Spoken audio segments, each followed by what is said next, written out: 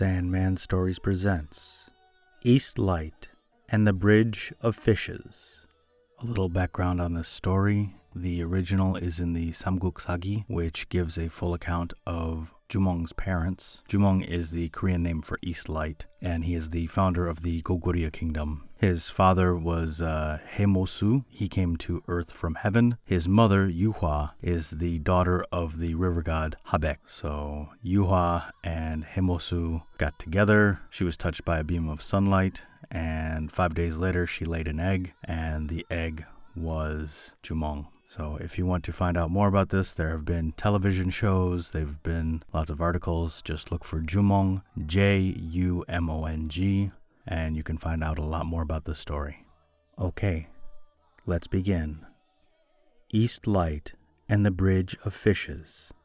Long, long ago, in the region beyond the everlasting white mountains of northern Korea, there lived a king who was waited on by a handsome young woman servant. Every day, she gladdened her eyes by looking southward, where the lofty mountain peak which holds the dragon's pool in its bosom lifts its white head to the sky. When tired out with daily toil, she thought of the river that flows from the dragon's pool down out of the mountain. She hoped that sometime she would have a son that would rule over the country which the river watered so richly. One day, while watching the mountaintop, she saw coming from the east a tiny bit of shining vapor. Floating like a white cloud in the blue sky, it seemed no bigger than an egg. It came nearer and nearer until it seemed to go into the bosom of her dress. Very soon she became the mother of a boy. It was indeed a most beautiful child. But the jealous king was angry. He did not like the little stranger, so he took the baby and threw it down among the pigs in the pen, thinking that this would be the last of the boy. But no! The sows breathed into the baby's nostrils, and their warm breath made it live. When the king's servants heard the little fellow crowing, they went out to see what made the noise. And there they beheld a happy baby, not seeming to mind its odd cradle at all. They wanted to give him food at once, but the angry king ordered the child to be thrown away, and this time into the stable. So the servants took the boy by the legs and laid him among the horses, expecting that the animals would tread on him, and he would be thus put out of the way. But no, the mares were gentle, and with their warm breath they not only kept the little fellow from getting cold, but they nourished him with their milk so that he grew fat and hearty. When the king heard of this wonderful behavior of pigs and horses, he bowed his head toward heaven. It seemed the will of the Great One in the sky that the baby boy should live and grow up to be a man. So he listened to its mother's prayers and allowed her to bring her child into the palace. There he grew up and was trained like one of the king's sons. As a sturdy youth, he practiced shooting with bow and arrows and became skillful in riding horses. He was always kind to animals. In the king's dominions, any man who was cruel to a horse was punished. Whoever struck a mare so that the animal died was himself put to death. The young man was always merciful to his beasts. So the king named the youthful archer and horseman East Light, or Radiance of the Morning, and made him master of the royal stables. East Light, as the people liked to say his name, became very popular.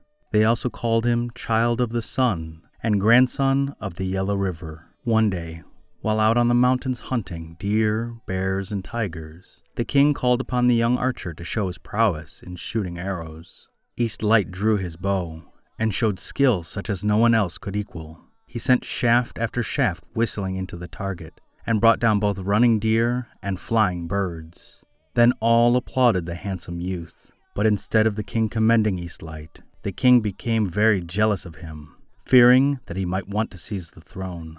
Nothing that the young man could do seemed now to please his royal master. Fearing he might lose his life if he remained near the king, East Light, with 3 trusty followers, fled southward until he came to a great deep river, wide and impassable. How to get across he knew not, for no boat was at hand, and the time was too short to make a raft, for behind him were his enemies swiftly pursuing. In a great strait he cried out, "Alas, shall I, the child of the sun and the grandson of the Yellow River, be stopped here powerless by this stream?" Then, as if his father the sun had whispered to him what to do, He drew his bow and shot many arrows here and there into the water, nearly emptying his quiver. For a few moments nothing happened. To his companions it seemed like a waste of good weapons. What would their leader have left to fight his pursuers when they appeared if his quiver were empty? But in a moment more, the waters appeared to be strangely agitated. Soon they were flecked and foaming from up and down the stream, and in front of them, the fish were swimming towards East Light, poking their noses out of the water as if they would say, "Get on our backs, and we'll save you." They crowded together in so dense a mass that on their spines a bridge was soon formed, on which men could stand. "Quick!" shouted East Light to his companions. "Let us flee! Behold the king's horsemen coming down the hill after us!" So over the bridge of fishbacks, scaly and full of spiny fins, the 4 young men fled. As soon as they gained the opposite shore, the bridge of fishes dissolved. Yet scarcely had they swum away, when those who were in pursuit had gained the water's edge on the other side. In vain the king's soldiers shot their arrows to kill East Light and his 3 companions. Their shafts fell short, and the river was too deep and wide to swim their horses over. So the 4 young men escaped safely. Marching on farther a few miles, East Light met 3 strange persons, who seemed to be awaiting his coming. They welcomed him warmly, and invited him to be their king and rule over their city. The first was dressed in seaweed, the second in hempen garments, and the third in embroidered robes. These men represented the 3 classes of society. First fishermen and hunters, second farmers and artisans, and lastly rulers of the tribes. So in this land named Buya,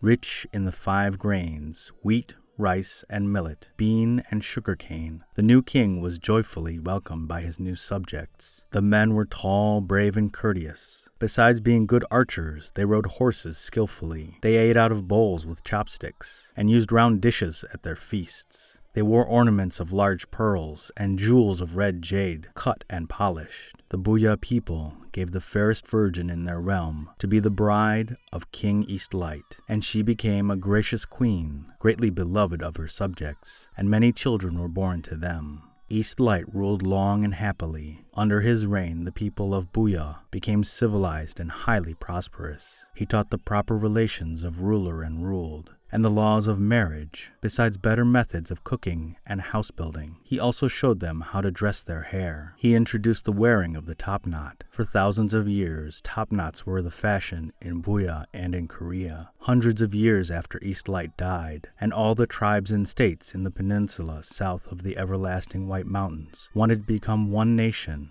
and one kingdom. They called their country after East Light, but in a more poetical form, Joseon, which means morning radiance, or land of the morning calm.